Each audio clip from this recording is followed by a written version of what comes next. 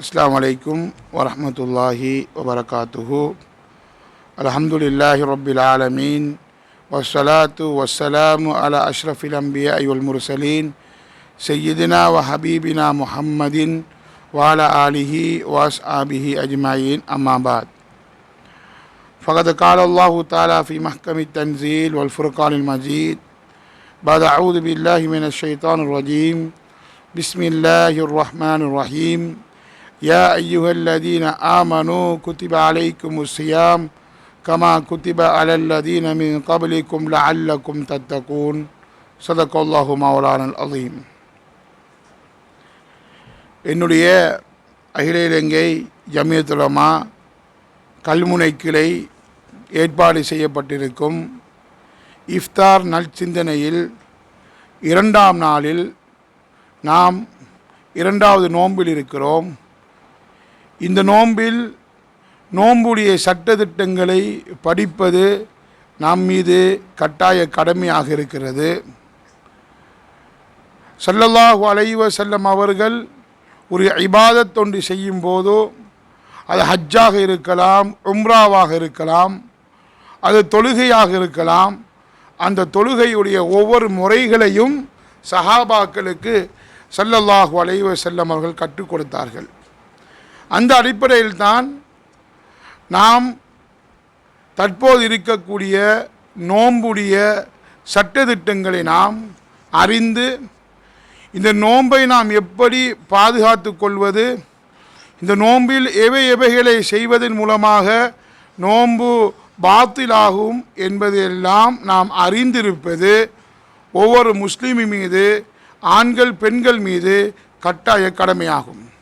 ஸல்லல்லாஹு அலைஹி வஸல்லம் சொன்னார்கள், தலபுல் இல்ம் ஃபரீதத்துன் அலா குல்லி முஸ்லிமின் வ முஸ்லிமத்தின். இல்மை தேடுவது, சந்தர்ப்பத்துடைய அறிவை தேடுவது. அல்லாஹ் எனக்கு நோன்பு விதியாக்கி இருக்கிறது, எனக்கு விதியாக்கப்பட்டிருக்கிறது என்றால் அந்த நோன்புடைய சட்டதிட்டங்களை படித்து கொள்வது நாம் அனைவர்கள் மீதும், வாஜிபான அனைவர்கள் மீதும் கட்டாய கடமையாகும். அந்த அடிப்படையில் தான் நோன்பு அஸ்ஸௌம், அரபியில் சௌம் என்பார்கள், சியாம் என்பார்கள். நோன்பு என்பதின் அர்த்தம் அல் இம்சாக், அதாவது தவிர்ந்து கொள்ளுதல், தவிர்த்து நடத்தல் என்பதுதான் நோன்புடைய அர்த்தமாகும். ஆனால் ஷரியத்தில் நாம் நினைத்திருக்கக்கூடிய நோன்பென்றால் அதனுடைய அர்த்தம்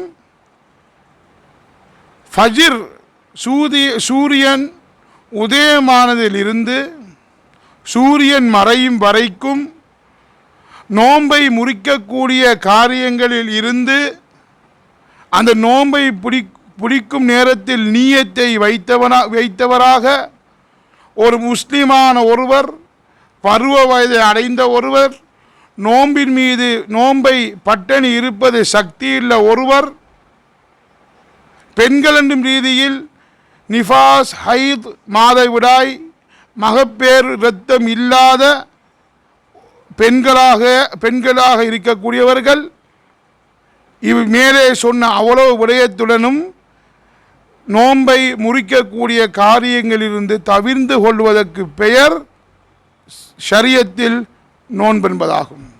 சுருக்கமாக சொல்ல போனால், சூரியன் உதயமானதிலிருந்து சூரியன் மறையும் வரைக்கும் நோன்பை முறிக்கக்கூடிய காரியங்களிலிருந்து தவிர்ந்து கொள்வதற்கு பெயர் நோன்பாகும்.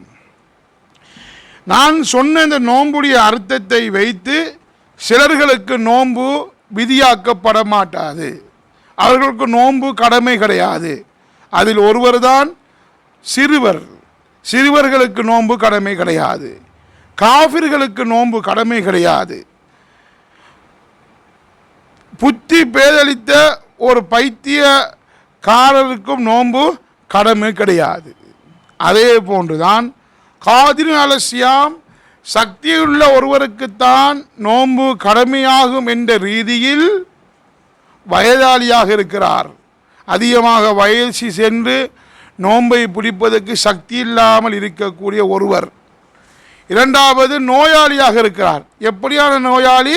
நிரந்தர நோயாளி. அவருக்கு அந்த நோய் சுகமாகுமா என்பது தெரியாது. லா யுர்ஜா புர்உஹு, அது சோம்படுத்துவதற்கு முடியாத நோயாளிகளுக்கும் நோன்பை விடுவதற்கு ஷரியத் அனுமதி கொடுத்திருக்கிறது.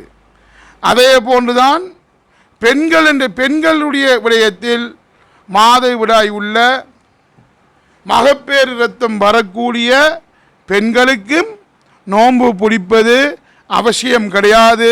ஆனால் அவ்விரண்டு பேரும் தன்னுடைய நோன்புடைய காலம் முடிந்ததுக்கு பிறகு எத்தனை நோன்பு விடப்பட்டதோ அந்த நோன்புக்கு அவர்கள் கலா செய்வது அவர்கள் மீது கட்டாய கடமையாகும்.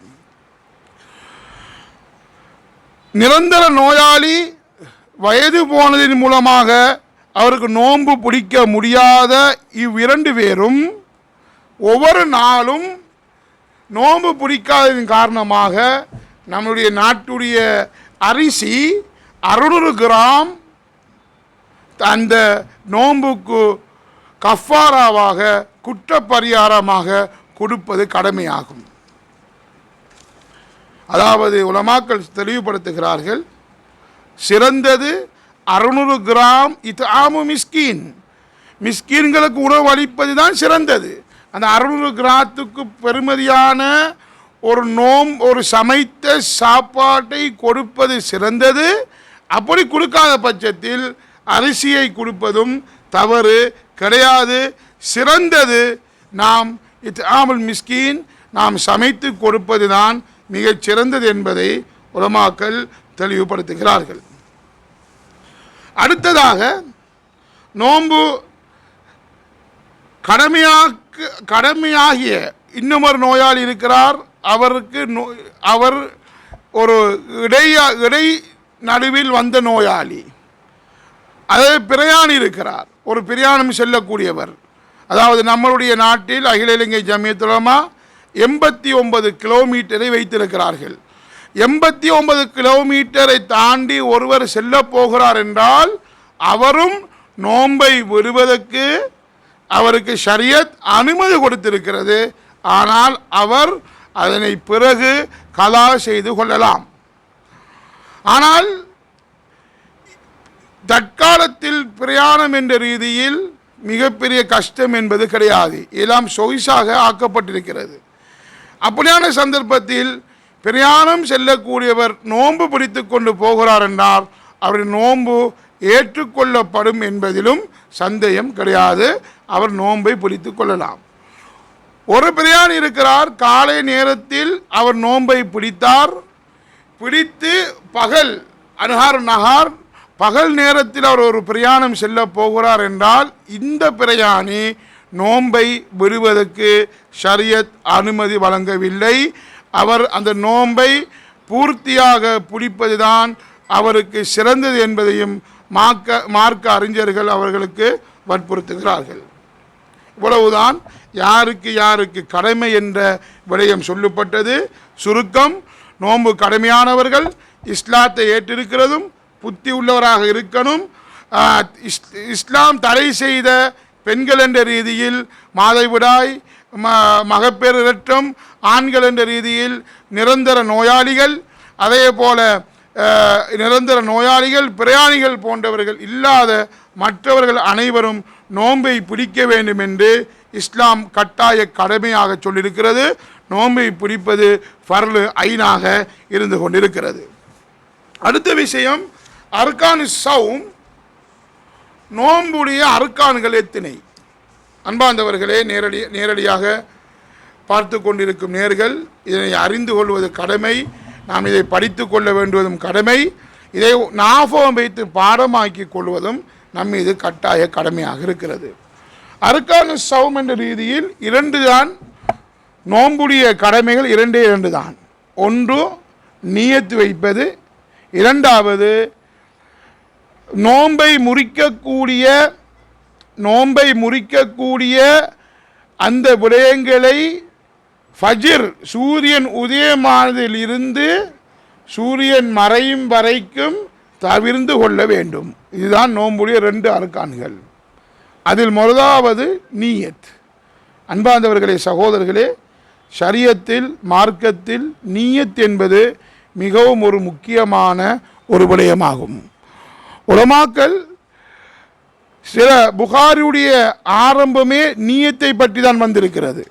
புகாரியுடைய முதலாவது ஹதீஸ் இன்னமல் அமாலு பின்னியா, அமல்களெல்லாம் நீயத்தை வைத்தாகும். நாம் நீயத்தை வைப்பதை கொண்டுதான் எந்த நீயத்தில் நாம் எந்த நீயத்தை வைத்து ஒரு இபாதத்தை செய்கிறோமோ அதைத்தான் அல்லாஹ் கபூல் செய்கிறான். அதனால் அன்பார்ந்த நேயர்களே, நீயத் என்பது மிகவும் ஒரு முக்கியமான ஒரு விடயமாகும். நீயத்துடைய இடம் உள்ளமாகும். உள்ளத்தால் நினைப்பதற்கு பேர் தான் நீயத். ஒருவர் வாயால் உள்ளத்தில் நினைக்கிறார், வாயால் மொழிகிறார், அது சிறந்ததாகும். அந்த வாயால் மொழிவது அவர் உள்ளத்துக்கு அந்த நீயத்தை வைப்பதற்கு உதவியாக இருக்கும். ஆனால் இன்னும் ஒருவர் உள்ளத்தால் நினைக்காமல் வாயால் நீயத்தை வைக்குகிறார் என்றால், வாயால் மொழிகிறார் என்றால், இவருடைய நீயத்து ஏற்றுக்கொள்ளப்பட மாட்டாது. இவர் உள்ளத்தால் நினைப்பது தான் அவர் மீது கடமையாகும். ஆகையால் நாம் நோம்புடைய நீயத்தை பொறுத்த வரைக்கும் 3 விடயங்களை கவனத்தில் கொள்ள வேண்டும். நோம்புடைய அரக்கான்கள் 2, அதில் முதலாவது நீயத். அந்த நீயத்தை 3 விடயத்தை நாம் கவனித்துக் கொள்வது கட்டாய கடமையாகும். அந்த 3 விடயத்தில் நாம் ஏதாவது ஒன்றில் தவறு செய்வோமே ஆனால் நாம் பசித்திருந்தாலும் தாகித்திருந்தாலும் நம்முடைய நோன்பு கபூல் செய்யப்பட மாட்டாது என்பதை ஷரியத் வலியுறுத்துகிறது. அதில் முதலாவது அரக்கான் தான் தபீத். அதாவது இரவையில் நாளைக்கு நான் சஹருடைய நேரத்தில் நான் நோன்பு பிடிப்பதென்று ஒரு ஆள் உறுதியாக உள்ளத்தில் வைத்துக் கொள்வதற்கு பேர் தபீத். ஸல்லல்லாஹு அலைஹி வஸல்லம் சொன்னார்கள், யார் தபீத் வைக்கவில்லையோ ஃபலா சியாம லஹு, அவர் நோன்பு நோற்றவராக கணிக்கப்பட மாட்டார். இதனால தான் நம்முடைய ஊரில் ஒரு பழக்கம் ஒன்று இருக்கிறது. தராவி தொழுகைக்கு பிறகு நீயத்தை சொல்லித் தருவார்கள். உலமாக்கள் ஆலிம்கள் அந்த நீயத்தை சொல்லித் தருவார்கள். அந்த நீயத்தை நவைத்து சௌமகதீன் என்று சொல்லித்தரக்கூடிய நீயத் எதற்கு சொல்லித் தருவதென்றால், ஒரு ஆள் தராவியாக்கு பின்னால் அந்த உலமாக்கள் சொல்லித்தரக்கூடிய அந்த நீயத்தை உள்ளத்தில் ஏற்கிறார். நான் இந்த சஹருடைய நேரத்தில் நோன்பு பிடிப்பேன் என்று நீயத்து வைத்து கொண்டு ஒரு ஆள் தூங்கி விடுகிறார். தூங்கி எழும்பி பார்க்கிறார், சுபகுடைய பாங்கு பறிந்து விட்டது என்றால் இவர் நீயத்தை இரவு நேரத்தில் தரிபட்டு வைத்திருந்தமையினால் இவர் தொடர்ச்சியாக அந்த நோன்பை தொடரலாம் என்பது ஷரியத் நமக்கு சொல்லி இருக்கிறது. ஆனால் ஒருவர் இரவையில் இந்த தபீத்தை வைக்கவில்லை, துலூல் ஃபஜ்ருடைய நேரம் சூரியன் உதயமாவதற்கு முன்னால் ஒருவர் அந்த நீயத்தை வைக்கவில்லை என்றால் சுபகுடைய பாங்கு கேட்டதற்கு பின்னால் தான் அந்த நீயத்தை உள்ளத்தில் நினைக்குகிறார் என்றால் இவருடைய நோன்பு ஏற்றுக்கொள்ளப்பட மாட்டாது. நன்றாக விளங்கிக் கொள்ளுங்கள். அடுத்த விடயம்தான் நாம் அதிகமானவர்களுக்கு சந்தேகமாக இருக்கக்கூடிய ஒன்றுதான். ஒருவர் தராவியாக்கு பிறகு தராவியுடைய தொழுகைக்கு பிறகு நியத்து வைக்குகிறார், நான் நோன்பு பிடிக்கப் போகிறேன் என்று நியத்து வைக்குகிறார். நியத்து வைத்துவிட்டு சஹருடைய நேரத்தில் எழும்பி என்ன செய்கிறார்? சஹர் சாப்பாடை சாப்பிடுகிறார். சஹர் சாப்பாடை சாப்பிட்டு விட்டு தண்ணீரை குடித்து முடித்து விடுகிறார். அதானுடைய சட்டம் கேட்குகிறது என்றால் இவருக்கு என்ன சட்டம்? இவர் இரவு நேரத்தில் நான் நோன்பு பிடிப்பேன் என்று நியத்தி வைத்தமையினால் இவர் தண்ணீர் குடித்ததற்கு பிறகு அதான் சொல்லப்படுகிறது என்றால் இவருடைய நோன்பை இவர் தொடராக கொண்டு போகலாம். இவருடைய நோன்பு பாத்திலாக மாட்டாது. நம்ம அதிகமானவரத்தில் ஒரு டவுட் ஒன்று இருக்கிறது, கடைசியாகத்தான் நியத்தை வைக்க வேண்டும். நியத்தை வைத்தால் அதற்கு பிறகு எந்த ஒன்றையும் சாப்பிடக்கூடாது என்று சிலர்கள் அதன் பிரகாரம் இது இன்று வரைக்கும் வாழையடி வாழையாக அதை செய்துவிட்டு வருகிறார்கள். அது தவறு. ஒரு ஆள் நியத்து வைத்ததற்கு பிறகு இரவு நேரத்தில் தபீத் பண்ணினதுக்கு பிறகு சாப்பிடுகிறார் என்றால் சாப்பிட்டதுக்கு பிறகு மீண்டும் ஒரு நியத்தை வைக்க வேண்டும் என்பது கட்டாயம் கிடையாது. இது நியத்தில் முதலாவது தபீத் செய்வது கட்டாய கடமையாகும். இரண்டாவது நியத்துடைய இரண்டாவது நோன்பு பிடிக்கக்கூடியவர் அந்த நியத்தில் வர வேண்டியதில் இரண்டாவது தயீன், அதாவது குறிப்பாக்க வேண்டும். அதாவது ஃபர்து ரமதான் மாதத்துடைய நோன்பை பிடிக்கிறேன். ஒரு ஆள் இவ்வாறு நியத்து வைக்கிறார், நோன்பு பிடிக்கிறேன் என்று மட்டும் நியத்து வைக்கிறார். பின்னால் ரமதான் மாதத்துடைய ஃபர்லானை நோன்பை பிடிக்கணும் என்று நியத்து வைக்கவில்லை, வெறுமன நோன்பு பிடிக்குகிறேன் என்று மாத்திரம் நியத்து வைக்குகிறார் என்றால் இவருடைய நியத்து ஏற்றுக்கொள்ளப்படாது. நியத்து ஏற்றுக்கொள்ளப்படவில்லை என்றால் அவருடைய நோன்பும் ஏற்றுக்கொள்ளப்பட மாட்டாது. ஆகையால் தயீன் செய்ய வேண்டும். நான் ரமதான் மாதத்துடைய ஃபர்லானை நோன்பை பிடிக்குகிறேன் என்று நியத்து வைத்துக் கொள்வது கடமையாகும்.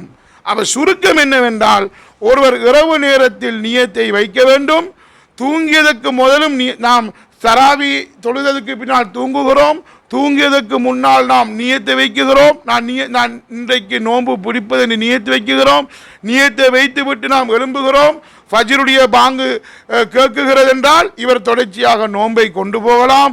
இரவு நேரத்தில் அவர் நியத்தை வைக்கவில்லை என்றால் இவர் உதாரணமாக இரவு நேரத்திலும் அவர் நியத்தை வைக்கவில்லை, சகரு நேரத்தில் எழும்பி சாப்பிடுகிறார். சாப்பிட்டு விட்டு சாப்பாடு முடிந்தவுடன் நியத்தை வைப்பதற்கு முதல் பாங்கு அதான் சொல்லிவிட்டது என்றால் இவருடைய நோன்பும் கபூல் செய்யப்பட மாட்டாது. நன்றாக வழங்கிக் கொள்ளுங்கள். ஆகையால் நியத்து வைக்கக்கூடிய நேரத்தில் நான் சின்ன நியத்து தான், நான் ரமலான் மாதத்துடைய ஃபர்லானை நோன்பை பிடிக்குகிறேன் என்று வைத்தால் மாத்திரம் போதுமானது. அதற்கு பிறகு நாளை பிடிக்குகிறேன் அல்லது அல்லாஹ்வுக்காண்டி பிடிக்குகிறேன் என்று வைத்துக் கொள்வது முபாஹ் ஆகும். அதை வைப்பதனால் எந்த தவறும் கிடையாது. ஆனால் ஃபர்லானது என்னவென்றால், நான் ரமலான் மாதத்துடைய ஃபர்லானை நோன்பை பிடிக்குகிறேன் என்று நியத்து வைப்பது கட்டாய கடமையாகும். மூன்றாவது மிகவும் முக்கியமான ஒரு விடயம்தான் தக்ரார். நம் அதிகமானவர்களுக்கு சந்தேகம் இருக்கக்கூடிய ஒன்றுதான் தக்ரார். அதாவது நியத்தை ஒவ்வொரு நாளும் வைக்கணுமா? 30 நாளும் தான் நான் நோன்பு பிடிக்க போகிறேன், நான் 30 நாளும் நியத்து வைக்கணுமா? அல்லது ஒரு நாள் முதலாவது நோன்பில் நான் சஹருடைய நேரத்தில் நியத்து வைக்கிறேன், யா அல்லாஹ் நான் இந்த ரமதான் மாதத்தில் 30 நோன்பையும் பிடிக்குகிறேன் என்று நியத்து வைத்தால் போதுமா என்று இந்த சந்தேகம் நம் அதிகமானவரத்தில் இருக்குகிறது.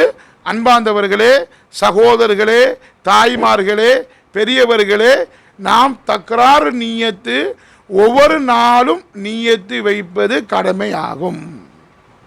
ஏனென்றால் ஒவ்வொரு நோன்பும் தனிப்பட்ட இபாதத்தாகும். தனிப்பட்ட இபாதத்தில் தனித்தனியாக நியத்து வைப்பது கடமையாகும். உதாரணமாக உங்களுக்கு சொல்ல போனால், நாம் முஸ்லீம்கள் பருவ வயதை அடைந்த ஒரு முஸ்லீம் ஒவ்வொரு தொழுகையும் 5 வேளை தொழுகையையும் தொழுவது கட்டாய கடமை. ஒருவர் வந்து சொல்லுகிறார், நான் 306 லுகரை தொழக்கூடிய நேரத்தில் யா அல்லாஹ் நான் 360 நாளுடைய லுகரை நான் தொழுவேன் என்று மாத்திரம் நியத்து வைத்து கொண்டால் போதுமாகுமா? இல்லை. அவர் லுகருடைய நேரத்தில் ஒவ்வொரு லுகருக்கு நியத்து வைக்க வேண்டும், ஒவ்வொரு அசருக்கும் நியத்து வைக்க வேண்டும், ஒவ்வொரு மகரிபுக்கும் நியத்து வைக்க வேண்டும், ஒரு இஷாவுக்கும் நியத்து வைக்க வேண்டும், ஒரு சுபவுக்கும் நியத்து வைக்க வேண்டும். அதே போன்றுதான் ஒவ்வொரு நோன்புக்கும் தனித்தனி நிலைமையில் நோன்புக்கு நியத்து வைப்பது கட்டாய கடமையாகும். ஆகையால் அன்பார்ந்தவர்களே, நேயர்களே, நோன்புடைய ருக்கூன்கள் 2 ஒன்று நியத்து வைப்பது. அந்த நியத்து வைப்பதற்கு 3 விடயங்கள் இருக்குகிறது. அந்த 3 விடயத்தை இவ்வாறு தற்போது சொல்லி காட்டினேன். 2வது நோன்பை முறிக்கக்கூடிய காரியங்களிலிருந்து தவிர்த்து கொள்வது. டைம் எது?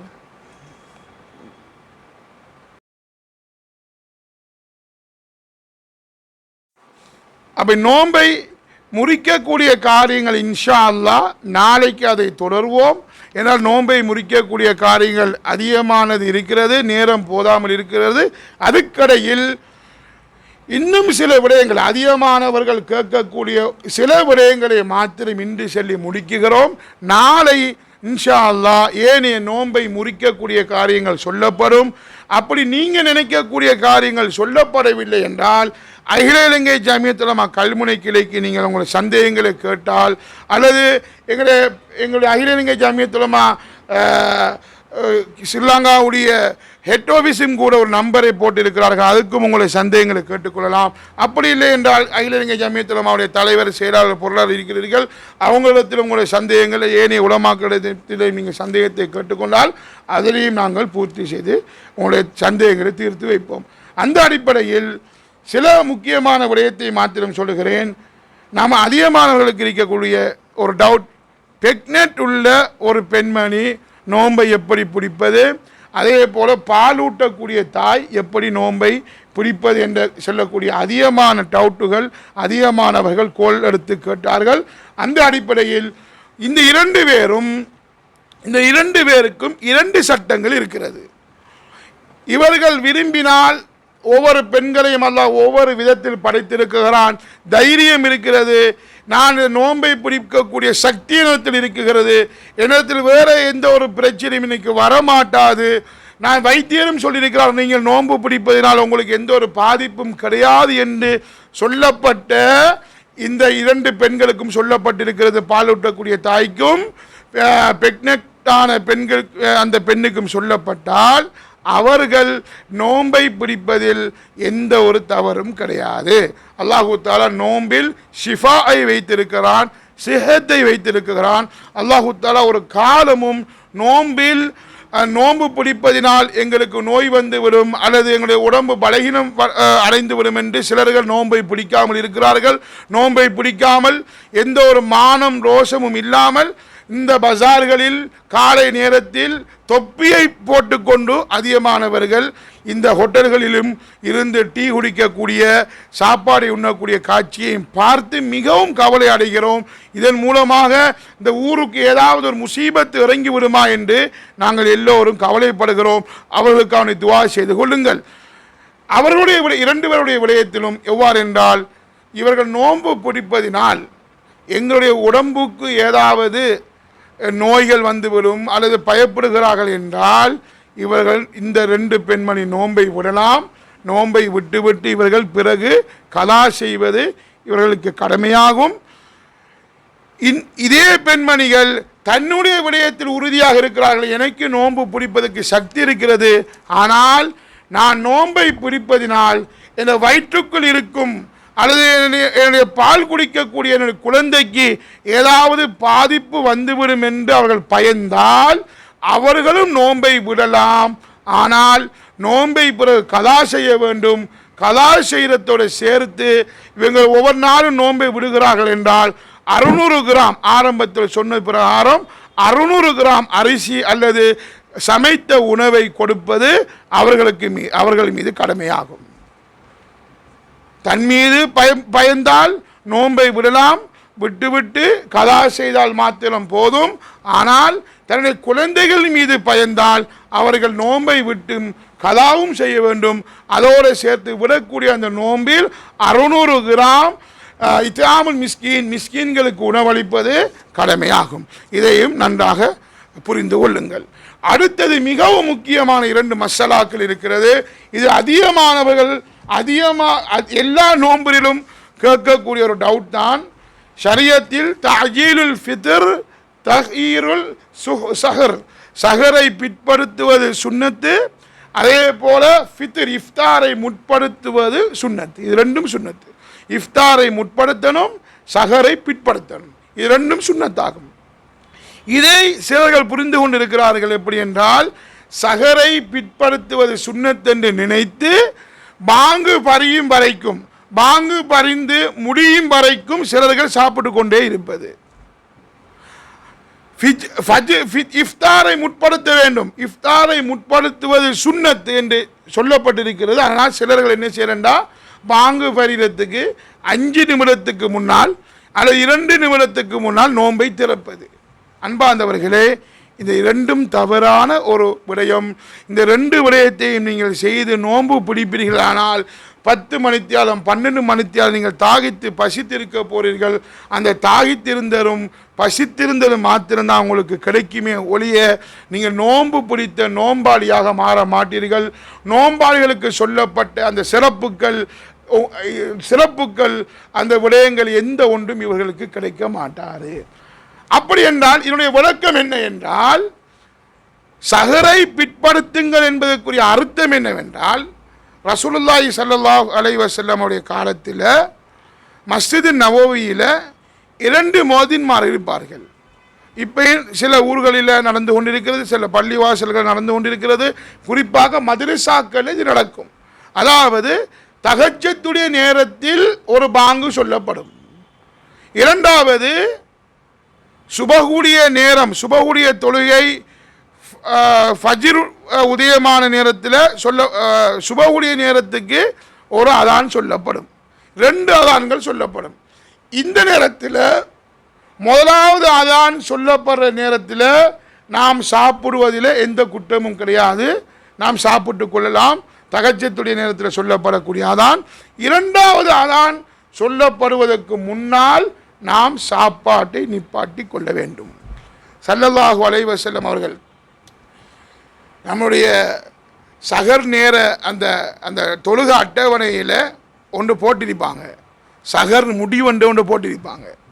சிலாக்கள் கேட்குற என்னண்டா, சஹர் முடிவண்டு ஷரியத்தில் இருக்கா மார்க்கத்தில் இருக்கான்னு சிலாக்கள் கேட்குற. அந்த முந்தைய உலமாக்கள் என்னத்துக்கு அப்படி போட்டாங்கன்னு சொன்னால், ஸல்லல்லாஹு அலைஹி வஸல்லம் அவங்க ஃபஜ்ருடைய பாங்கு கேட்குறதுக்கும் சஹர் நேரத்துக்கு மத்தியில் 50 ஆயத்து ஓதக்கூடிய அளவுக்கு இடைவெளி விடுவாங்க. இப்போ ஃபஜ்ருடைய எக்ஸாம்பிள் வச்சுக்கொள்வோம். 5:17 நம்மளுக்கு பாங்குன்னு வச்சுக்கொண்டா நம்ம 5:15 வரைக்கும் சாப்பிடலாம், எந்த ஒரு தப்பும் இல்லை. 5:15 பிறகு நியத்தை வச்சுக்கொண்டா நோன்பு ஓகே. ஆனால் ஸல்லல்லாஹு அலைஹி வஸல்லம் என்ன செய்வாங்கன்னா, அந்த ஃபஜ்ருடைய நேரத்துக்கும் இந்த சஹருடைய நேரத்துக்கும் 50 ஆயத்து ஓதக்கூடிய அளவுக்கு இடைவெளி விடுவாங்க. அதனால தான் நம்முடைய முந்தைய உலமாக்கள் என்ன செஞ்சாங்கன்னா, சஹர் முடிவண்டு ஒரு 10 நிமிடத்துக்கு முன்னால் முந்தி சஹர் முடிவண்டு போட்டாங்க. என்னத்துக்குன்னு சொன்னால், நம்ம மக்கள்கள் பாங்கு வரையும் வரைக்கும் சாப்பிட்டா நோம்பு முறிஞ்சிரும். அதனால் இந்த மக்களை இந்த இதில் இந்த தவிர்ந்து கொள்வதற்கு சஹர் முடிவுங்கிறத ஒன்று போட்டு அவங்கள தடை செய்வோம் என்பதற்காக வேண்டி தான் அவ்வாறு போட்டிருக்கிறார்கள். ஆகையால் சஹரை நாம் ஒரு 10 பாங்கு வர்றதுக்கு ஒரு பேணுதலுக்காக ஒரு 10 நிமிடத்துக்கு முன்னால் நம்ம சஹரை சாப்பிட்டு முடித்து கொள்வது சிறந்தது. சிலர்கள் என்ன செய்யணும்னா, தூங்குறதுக்கு முன்னால் சுபஹுவின் தொழுகிறல தஹஜ்ஜுத்தின் தொழுகிறல தராவி தொழுது தூங்குறதுக்கு முன்னாலே சஹரை செஞ்சுட்டு படுக்கிற. நோன்பு கபூல் செய்யப்படும். அவர் நியத்து வச்சுட்டு படுத்தாருன்னா நோன்பு கபூல் செய்யப்படும். ஆனால் ஸல்லல்லாஹு அலைஹி வஸல்லம் தஸஹரு, நீங்கள் சஹருடைய நேரத்தில் எழும்பி தஹஜ்ஜுடைய நேரத்தில் எழும்பி நீங்கள் சஹர் செய்யுங்க, அதில் பரக்கத் இருக்குகிறது என்று ஸல்லல்லாஹு அலைஹி வஸல்லம் அவங்க சொல்லியிருக்கிறாங்க. அதனால் நாம் கடைசி நேரத்தில் நாம் சஹர் செய்வது, அதாவது தஹஜ்ஜுடைய நேரத்தில் நாம் சஹர் செய்வது மிகவும் சிறந்ததாகும். அது ஒரு விடயம். இரண்டாவது, இஃப்தாரை முற்படுத்துவது சுன்னா. இஃப்தாரை முற்படுத்துவதுன்னா 5 நிமிஷத்துக்கு முன்னால் நோன்பு திறக்கிறது அல்ல, விளக்கம். மகரிபுடைய பாங்கு சூரியன் மறைஞ்சிட்டு இதான் சில ஊர்களில் பாங்கு சொல்லப்படுற சத்தம் கேட்க அவங்க எதை பார்த்து எடுப்பாங்கன்னு சொன்னால், சூரியன் மறைகிறதை வச்சு. சூரியன் மறைஞ்சிட்டுன்னு சொன்னால் மறைஞ்ச உடனே அதற்கு பிறகு நம்ம என்ன செய்யக்கூடாது, நோன்பை இன்னும் தாகித்து பசித்திருப்பது கூட. உடனே ஒரு ஈத்தம்பழத்தையோ அல்லது தண்ணீரையோ நாம் சாப்பிட்டு அந்த நோன்பை திறந்து கொள்ள வேண்டும்.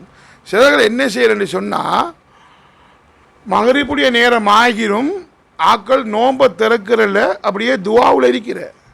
துவா கேட்கறது நல்ல பண்பு தான், அந்த நேரத்தில் துவா கபூல் செய்யப்படும் தான். ஆனால் பாங்கு கேட்டுட்டு சொன்னால் நம்ம துவாவை முடிச்சுட்டு ஒரு தண்ணீரோ ஈத்தம்பழம் ஈரலிப்புள்ள ஈத்தம்பழத்தினால நோன்பு திறப்பது சுன்னா. அப்படி இல்லைன்னா காய்ந்த ஈத்தம்பழம் அப்படியும் இல்லைன்னு சொன்னால் தண்ணீரால் நோன்பை திறப்பது சுன்னத்து. ஏதோ ஒன்றினால நம்ம அந்த நீயத்து அந்த நோன்பை திறந்ததற்கு பிறகு அதற்கு பிறகு நாம் துஆ கேட்பது தான் சிறந்த முறையாகும். அன்பான நேயர்களே, இந்த காணொளியை பார்த்து கொண்டிருக்கும் ஆண்கள் பெண்கள் அனைவருக்கும் நான் சொல்லக்கூடிய ஒன்றுதான், உங்களுக்கு நோன்புடைய சட்டத்தை தெளிவாக படித்து கொள்ளுங்கள். இவ்வளவு நேரமும் சில குறிப்பிட்ட மசாலாக்கள் மாத்திரம் நாம் சொல்லப்பட்டது, பூர்த்தியாக சொல்வதற்கு முடியாது.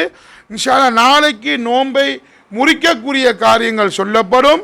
ஆகையினால் இவ்வளவு நேரம் படித்த அந்த நீயத்து வைத்தல், நீயத்தை எப்படி வைக்கிற, எந்த நேரத்தில் வைக்கிற, எண்ணத்தை வச்சு வைக்கிற என்ற விஷயம் சொல்லப்பட்டுச்சு.